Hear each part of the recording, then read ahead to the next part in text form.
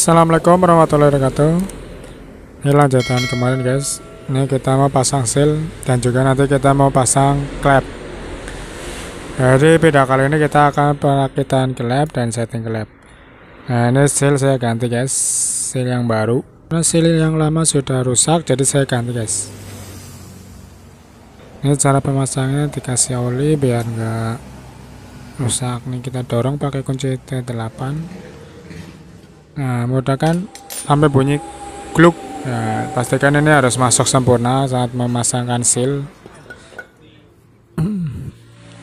Ini sealnya jangan lupa kasih oli. Ini tujuannya nanti biar saat masuk itu enggak seret, jadi lebih mudah guys. Ini caranya masuknya seperti ini. Klepnya kita pasang kemudian kita dorong dari atas. Nah ini kan lebih mudah. Pastikan harus lurus, nggak boleh miring. Jadi mudah guys cara pemasangan sealnya. Yang penting lurus. Di sini saya klepnya saya pasang biar lebih center. Nah ini caranya seperti guys. Tinggal dorong aja juga bisa masuk tuh. Nah pastikan harus kuat. Kita lihat guys, ini seal sudah saya pasang semua. Ini seal yang baru.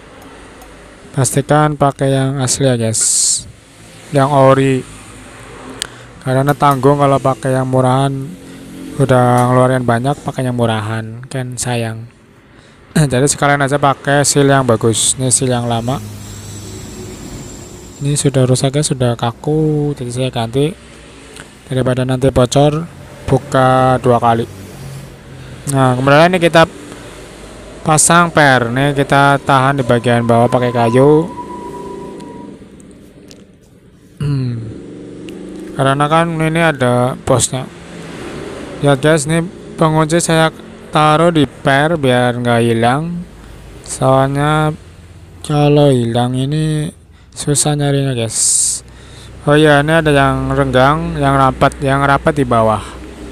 Ini yang rapat di bawah, yang renggang di atas. Kalau yang renggang di bawah nanti bisa nggak stabil guys. Nah ini kita pasang dulu sepinya di sini. Lurus ya guys, menghadapnya ke atas. Ini seperti ini, kita pasang dulu. Nah ini kita fokuskan kameranya dulu bro. Jangan lupa di bawah kita kasih baut atau apa sejenis. Yang penting klep itu tidak menongol saat ditekan nih guys. Ini cara pemasangan klep seperti ini sudah pernah saya bahas di video-video sebelumnya guys. Di motor fiction seperti sama guys, seperti ini. Cara penyekiran juga sama. Di sini saya nggak videoin guys untuk cara penyekiran karena basisnya itu sama seperti penyekiran motor fiction. Duh, ini kuncinya kegedean. Ini kita gunakan karet, kemudian kita dorong menggunakan kunci T12. Ini sampai bunyi gluk. Nah ini berhasil guys, ini sudah mengunci. Ini kita tahan lagi guys. Ini kita tahan pakai bujur, pakai lap, tapi dikasih baut di bawahnya biar enggak keluar. Ini pastikan harus benar-benar pas guys, nggak boleh miring. Seperti biasa, ini bagian yang longgar di atas.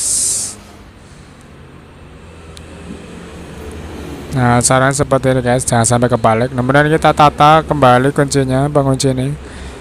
Ini pengunci ini kalau hilang guys, carinya susah. Apalagi motor Suzuki kan part-partnya lumayan mahal, jadi harus lebih hati-hati saat menyimpan barang-barang sekecil ini guys. Biasakan taruh di selesipan per. Ini caranya lagi guys sama. Ini menggunakan karet. Nah ini kita tekan pakai menggunakan kunci T12, kita tekan sampai bunyi gluk. Nah ini sudah guys, sudah masuk tuh. Pastikan pengunci masuk dengan sempurna. Kemudian bagian yang in juga sama guys caranya. Ini pengunci masih nempel di per karena lebih aman taruh di bagian per itu, soalnya kalau taruh sembarangan bisa hilang. Nah ini kita tata lagi pasangannya seperti ini. Mudah guys cara pemasangan kuku klep ini, yang penting harus hati-hati. Aduh, ini kunci kita coba pakai 14 T. Tapi kayaknya kebesaran loh. Kita kasih kunci 12 T aja. Ini harus hati-hati guys, jangan sampai kena pinggiran, nanti bisa membuat rusak. Ini sudah masuk. Jadi usahakan saat mendorong itu jangan sampai kena bagian sisinya guys, nanti bisa bos apanya itu SIM-nya bakalan seret. Nah, ini kita tata lagi, kita pasang lagi. Caranya sama, tinggal dimasukin karet terus kita dorong. Kadang kita menggunakan kain juga bisa, tapi saya menggunakan ini guys, karet. Ini belum masuk, pastikan harus masuk guys. Ini lumayan keras nih. Nah, seperti ini guys caranya. Jadi harus benar-benar masuk dengan sempurna, tidak boleh enggak. Nah, ini sudah masuk guys. Ini sudah bersih semua, sudah saya cuci semua ya guys. Untuk cara pencucian enggak saya video karena nanti durasinya terlalu panjang. Ini kan intinya pemasangan klep dan SIM klep. Jadi pengukuran klepnya guys. Ini pastikan harus bersih, nggak boleh ada yang kotor. Kemudian kita berikutnya kita pasang bagian SIM. Ini untuk SIM saya menggunakan mesh orinya guys, karena ini celahnya belum terlalu rapat. Jadi disekir sedikit aja udah pas. Nih ukurannya 200.